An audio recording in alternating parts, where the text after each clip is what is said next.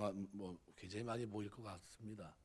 예, 호불호가 있어서 찬성하는 사람이 있고 반대하는 사람이 있고 자기 신앙대로 하면 됩니다. 근데 이게 어떻게 됐든 간에 악법은 저지하는 게 맞습니다. 그래서 꼭 주일날 모여 시간이 없기 때문에 주일날 모이는 거지 그거 아니라 할지라도요.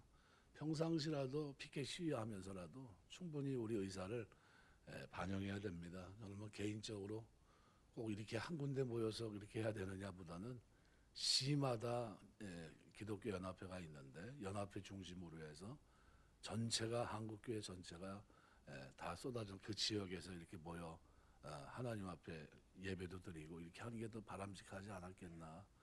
부산에 있는 사람이 서울 올라가서 시위하려니까 되게 힘들잖아요. 아침부터 못 모이고 2시서부터 이제 시작이 됩니다. 그래서 저희는 거의 이렇게 맞으니까요. 우리 노회에서도 올라가는 교회들도 있습니다. 지금 올라가면서 어디냐고 물어보고 이렇게 올라가는 사람들도 있고 한데 저희는 기도를 부탁드리고요.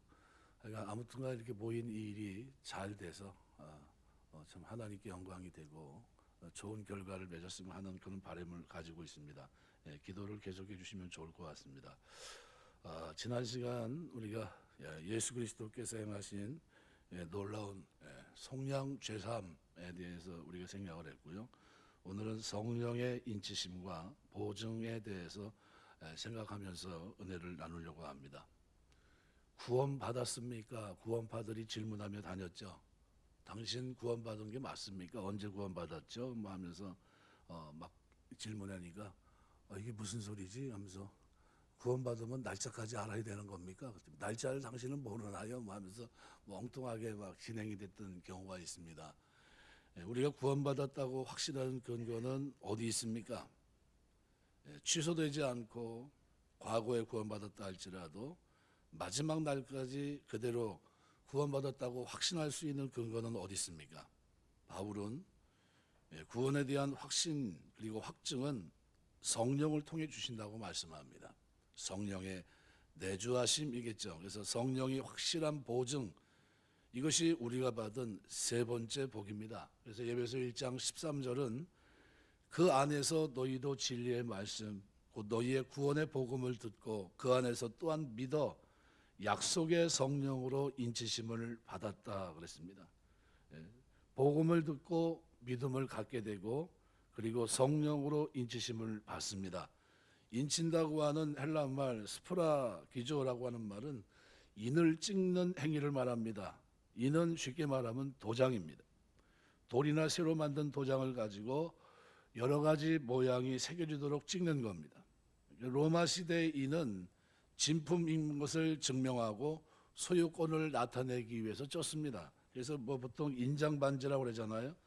왕이나 행정가들이 찍는 도장은 편지나 계약서 또는 법령 등의 문서가 진짜다, 내가 한 게 맞다라고 하는 것을 나타내기 위한 것입니다. 개인이 찍는 도장은 소유를 나타내기 위해서 사용됐습니다. 가축이나 심지어는 노예들까지도 누구의 소유인지 밝히기 위해 도장을 찍었던 거죠. 인친다는 것은 그런 의미가 있습니다. 그래서 에베소서 4장 30절 말씀해 보시면 이렇게 표현합니다. 하나님의 성령을 근심하게 하지 말라. 그 안에서 너희가 구원의 날까지 인치심을 받았느니라 그랬습니다. 구원의 날까지 인치심을 받았다. 도장을 찍었다는 거죠. 그러니까 바울은 이런 배경을 가지고 성령의 사역을 말합니다. 하나님께서 우리가 자신의 소유임을 확실하게 하기 위해서 인을 찍으셨어요. 도장을. 성령으로 도장을 찍으신 겁니다. 성령으로 인을 찍으신 거예요. 우리 내면 마음에 인을 찍으십니다. 그래서 우리 속사람이 새롭게 되는 거예요. 우리의 속사람이 새롭게 변화를 받아 하나님이 기뻐하시고 온전한 뜻을 도키마저 하게 된 겁니다. 지난날에는 하나님을 생각하지 못했고 영광을 기억하지 못하고 종이라고 하는 것은 그죠? 오늘 아침에도 말씀을 드렸지만 주인의 뜻에 무조건 영광을 위해 사는 게 종입니다. 그 증인이죠. 그런데 그렇게 살 수 없었던 우리가 이제는 종으로서 정인으로 이 땅을 살게 된 거죠. 하나님을 섬기는 사람들이 된 겁니다. 그래서 바울은 이 성령의 사역을 성령께서 인을 찍은 것으로 표현합니다. 우리 내면 마음에 인을 찍으십니다. 이 사람은 진짜 구원받은 사람입니다. 이 사람은 내 소유, 내 기업이다 라고 우리 마음의 도장을 찍으신 겁니다. 그렇다면 이것이 구체적으로 무엇을 말합니까? 하나님께서 우리에게 성령을 주신 것을 말합니다. 성령님이 우리 안에 임재해 계시는 것인데 이것을 우리는 성령의 내주하심이라고 말합니다. 고린도후서 1장 22절 보면 그가 또한 우리에게 인치시고 보증으로 우리 마음에 성령을 주셨느니라 그랬습니다. 인치시고 보증, 보증이라고 하는 것은 아라본이란 단어입니다. 아라본, 완전한 지불을 약속한 선지불금, 이게 아라본입니다. 성령은 우리 마음, 우리 구원에 대한 하나님의 첫 지불금입니다. 장래의 완전한 상속을 전달한 보증이에요. 저 사람은 내 상속자입니다. 그리고 첫 번째로 지불한 게 뭡니까? 성령이. 그게 보증 아라본이라는 게 아라본. 그러니까 우리 내면에 성령께서 임재해 계십니다. 그분이 계셔야 우리가 죄 용서 받았고 하나님의 자녀가 되었다고 하는 것을 확신할 수 있고, 그분이 계셔야 내가 의지적으로 인간의 감정으로 확신한 것이 아니라 내 안에 계신 성령께서 증언할 때 깨달을 수 있습니다. 그래서 로마서 8장 16절은 이렇게 표현해요. 성령이 친히 우리 영과 더불어 우리가 하나님의 자녀인 것을 증언하시나니. 내가 자녀가 맞습니다 얘기해도 그게 아니라 하나님의 성령께서 우리 영과 더불어 우리가 하나님의 자녀인 것을 친히 어떻게 해요? 증언하십니다.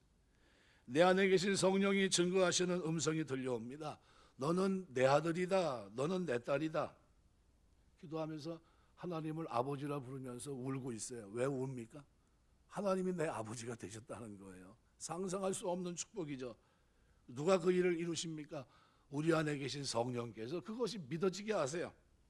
우리 안에 계신 성령께서 말씀해 주십니다. 우리가 하나님의 양자 됐음을, 성령의 인치심은 하나님의 사랑이 우리에게서 한순간도 떠나지 않았다는 사실을 확인시켜 줍니다. 앞으로도 그럴 것입니다. 이 세상의 어떤 것도 우리를 그리스도의 사랑에서 끊을 수 없는 겁니다. 그래서 로마서 8장 35절 말씀해 보면 누가 우리를 그리스도의 사랑에서 끊으리요?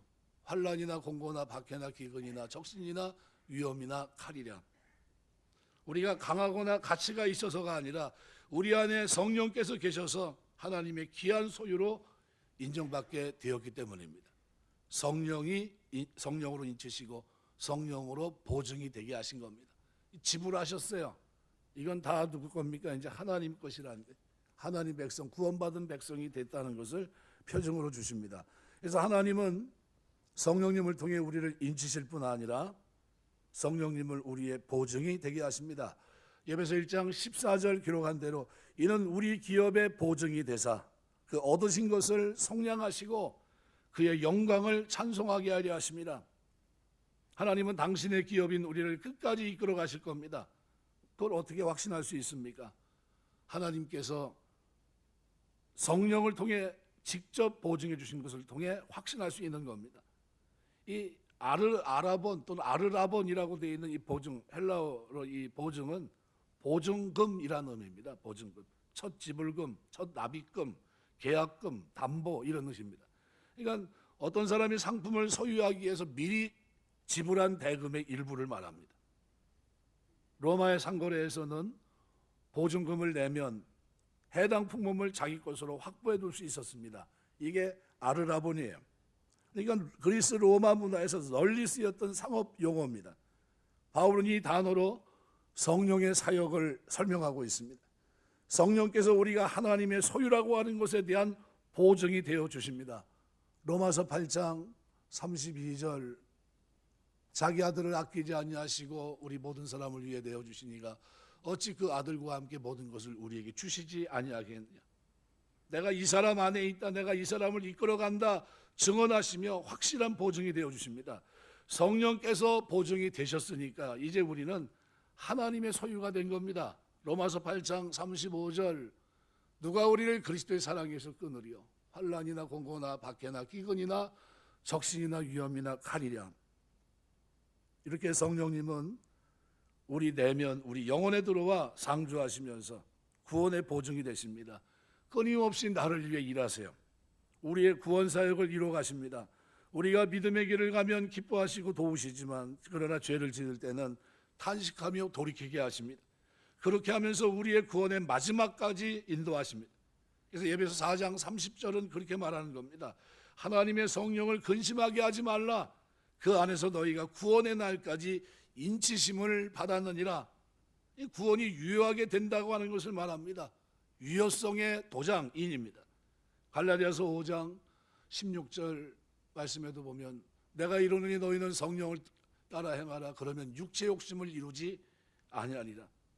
우리는 구원에 인치심되고 보증되신 성령님과 동행하기를 힘써야 돼요. 그분이 우리 안에 계심을 우리가 알아야 됩니다. 그분이 말씀하는 것을 들을 수 있어야 됩니다. 그분이 주시는 확신을 우리는 붙들어야 돼요. 성령이 오늘 우리와 함께 하십니다. 그분이 있어서 우리는 행복하고 그분 때문에 우리는 찬양을 멈출 수 없습니다. 성령이 내 안에 계시면서 죄에 대해서, 의에 대해서, 심판에 대해서 깨닫게 하세요. 우리는 하나님께 너무나도 과분한 복을 받았습니다. 우리를 살리시고 영생을 주시려고 삼위일체 하나님이 친히 일하셨습니다.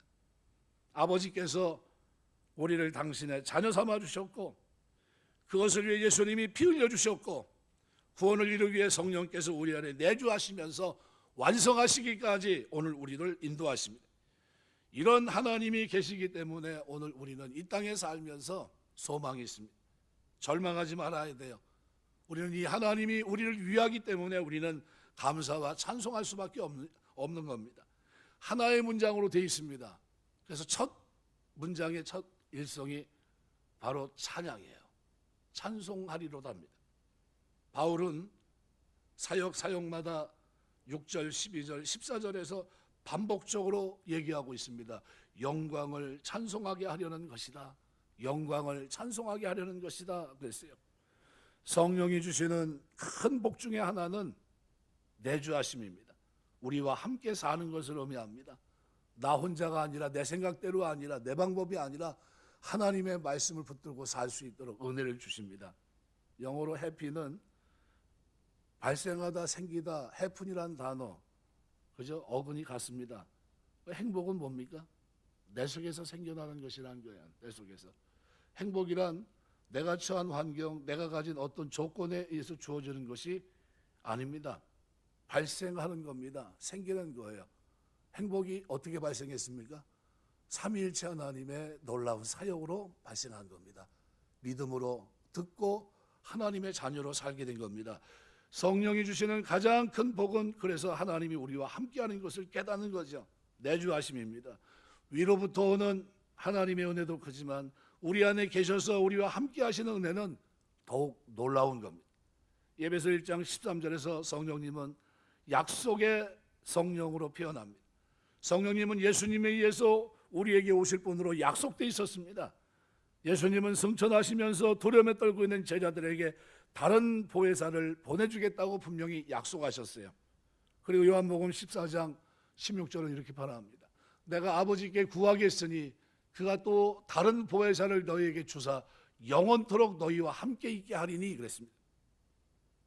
그분이 바로 예수님과 본질상 동일한 권능의 성령이십니다. 예수님은 성령이 오시면 약속하신 모든 것이 성취될 것이고 그분이 하시는 일은 우리가 복음을 받아 믿게 하는 것이라고 말씀합니다. 요한복음 15장 26절 이렇게 표현합니다. 내가 아버지께로부터 너희에게 보낼 보혜사 곧 아버지께로부터 나오시는 진리의 성령이 오실 때 그가 나를 증언하실 것이요 그랬습니다. 성령께서 오셔서 우리로 구원의 복음을 듣고 그 안에서 또 믿게 하신다 말씀합니다. 우리가 예수님을 구주로 믿고 하나님을 아버지로 부르게 된 것은 성령의 역사가 아니고서는 불가능합니다. 자, 그러면 구원 받을 수 있을까요? 받지 못할까요? 성령이 인치시고 보증으로 준 성령이 우리 안에 내주하고 계세요. 그러면 찬송이 터져 나오는 겁니다. 이야, 이렇게까지 하셨나? 이렇게까지, 그죠? 삼중막이라고 표현할 수 있잖아요. 보호장치가 너무나도 완벽합니다. 성령 하나님, 성부 하나님의 놀라운 성부 예수 그리스도의 사역, 성령의 지배한 그 사역, 우리의 구원을 완성하시기에 앞서 행하시며 이루신 모든 일들, 이거 우리 안에 이루어집니다. 고린도서 12장 3절은 이렇게 변합니다. 그러므로 내가 너에게 알리노니 하나님의 영으로 말하는 자는 누구든지 예수를 저주할 자라 하지 아니하고 또 성령으로 아니하고는 누구든지 예수를 주시라 할 수 없느니라.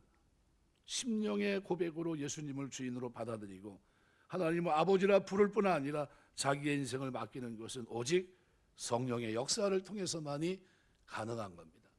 뭐 구원받은 날짜를 알아야 구원받는 겁니까? 아니면 성령의 사역을 깨달으면서 구원받는 걸 확신합니까? 후자예요. 그분이 말씀을 할 때 깨닫게 하시고 확신하게 하시고 죄에서 돌이켜 거룩한 길을 걷게 하시고 왜 그렇게 삽니까? 성령이 내주하심으로 보증으로 주신 성령이 내 안에서 지금 일을 너희 속에 착한 일을 시작하시니가 그리스도 예수의 날까지 이루실 줄을 확신하노라. 확신이 있는 겁니다. 그럼 여러분 구원 받을까요? 받지 못할까요? 이쯤에 대해서는 대답이 확실하게 나와야 되는데 구원 받을 수 있을까요? 받지 못할까요? 고민 한번 해봐야 돼요. 하나님도 저를 놓고 고민 많이 하실 겁니다. 이러셔야 돼요. 성령이 우리 안에 내주하시는 한, 그분이 우리의 보증이 되신 한, 인치시고 보증으로 주신 성령이 나를 지금 어떻게 해요? 끌어가고 있는 한 어떤 것도 막을 수 없다는 겁니다. 그리스도의 사랑에서 끊어낼 수가 없다는 겁니다. 이게 우리가 자신하는 신앙생활이에요. 바꿀 수 없는 신앙생활입니다. 포기하지 않은 신앙. 그래서 저는 단어 중에서 앤드리스 러브를 좋아합니다. 영원한 끝없는 사랑, 이걸 좋아해요. 우리 주 예수 그리스도를 변함없이 사랑하는 모든 자에게 은혜가 있을지어다 한 그대로요. 하나님, 우리를 향한 하나님의 사랑은 변함없는 신실한 사랑이고요. 이 사랑은 우리를 확신해야 됩니다. 말씀을 맺겠습니다. 성령님을 보증으로 주신 하나님께서는 이미 우리를 사랑하고 구원하시기로 작정하셔서 은혜를 베풀어 주십니다. 우리의 연약함, 부족함에도 불구하고 포기하지 않기로 계획하셨습니다. 아무리 사단이 방해해도 마침내 우리를 구원하실 겁니다. 하나님께서는 하나님 자신을 주실 정도로 우리를 귀하게 여기십니다. 아주 사랑하십니다. 그리고 우리를 포기하지 않으십니다. 그 하나님을 기억하면서 우리 역시 자신의 인생을 포기해서는 안 됩니다. 눈앞에 펼쳐진 여러 가지 환경, 조건 때문에 좌절해서도 안 됩니다. 낙심하고 절망해서도 안 됩니다. 잠시 넘어졌다 할지라도 일어서셔야 돼요. 나를 살리기 위해 그렇게 하셨으니까요. 성령님께서 주신 은혜를 기억하면서 다시 일어나 하나님을 찬양하며 영광 돌리며 나아갈 수 있어야 됩니다. 우리에게 주시는 변함없는 언약의 사랑과 복을 기억하셔야 됩니다.